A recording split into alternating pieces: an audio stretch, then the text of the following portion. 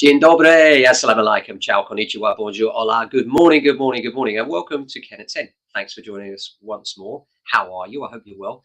Here at Ken at 10, we talk about all things property, what's going on with the UK market, locally here in southwest London, and generally what's going on. First of all, it's cold, isn't it? What happened? What happened to the springtime? All of a sudden, I'm coming in, I'm shivering on the way into work and thinking, where's my coat?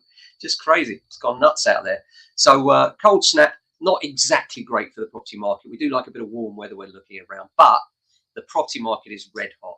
I did a little analysis before coming on live today, just looking at the local area here, and I was looking at houses in the average band of 5 to 600,000 in the local area available now to view, and I found 12, half a dozen properties in the whole area. That is crazy. That's very, very small numbers of stock.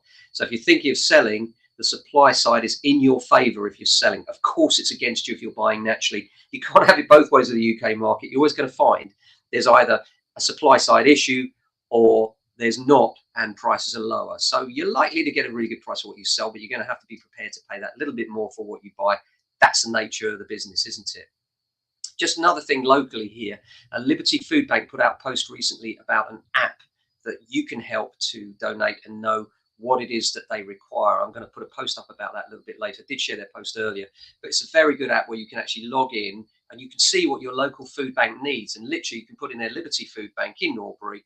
And then every time you go shopping, you can think, oh, they need beans. I'll get an extra can of beans. And then you can deliver it down to Liberty, who are lovely, the most fantastic people, and will be very grateful. And you can feel like you've done something really good for people that are less fortunate than you. So do think about that, Liberty Food Bank, and I'll put up another post about that and the new app that they've created that is absolutely fabulous. And it will tell you exactly what they need and how you can get that food directly to the people that need it just while you're on your regular shop. If everybody did that, it would make such a difference to their supplies, and they are struggling right now with supplies. So that would be really great. Thank you for that. Now, let's talk about a couple of other things.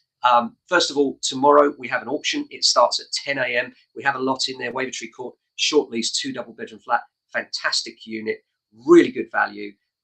And the guide price on that is 190 to 200. We're expecting it to go well in excess of that, but it's quite an exciting lot.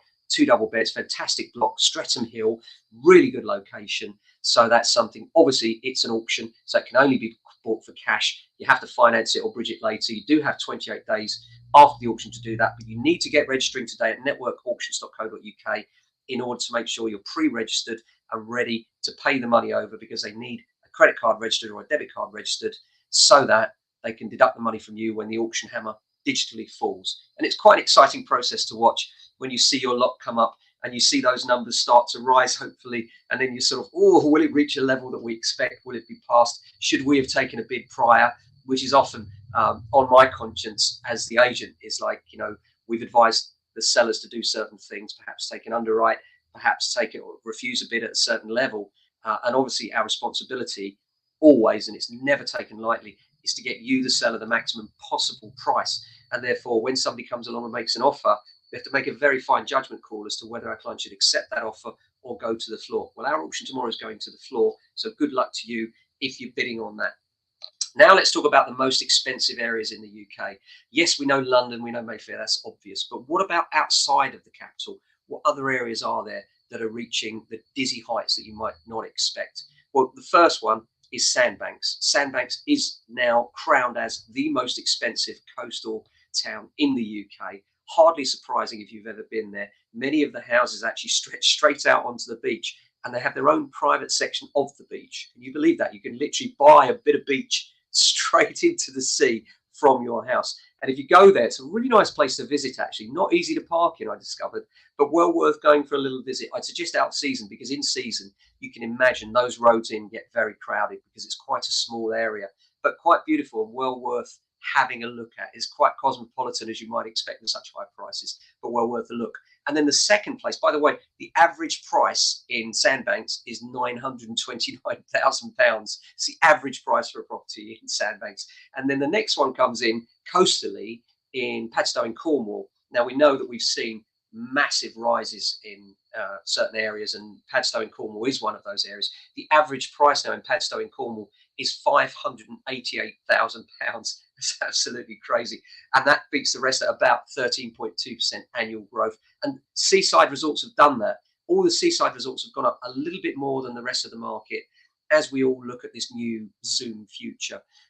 Obviously, London's coming back now, which is great to see. So let's talk about the areas outside of London, the urban and suburban. Obviously, we're urban here in Norbury. We're an area you can roll out bed and into work, not very long to get in. But if you are of the budget and of the ability, then there are other areas that you might want to consider that are right at the top of the tree there. And the first one is Virginia Water in Surrey. Now, the average price of a property in Virginia Water in Surrey is 1.68 million.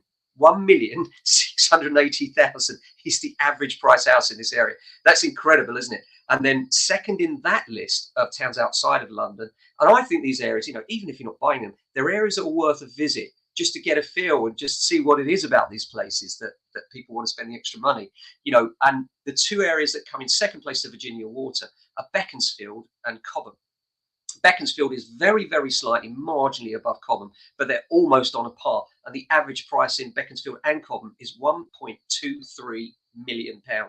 1,230,000 is the average price in those areas. It's absolutely nuts, isn't it? What a crazy market we're in when we're looking at those sorts of prices. So we're just a dozen properties, in the Norbury area right now for sale between 500,000 and 600,000. You can see why there's such intense competition.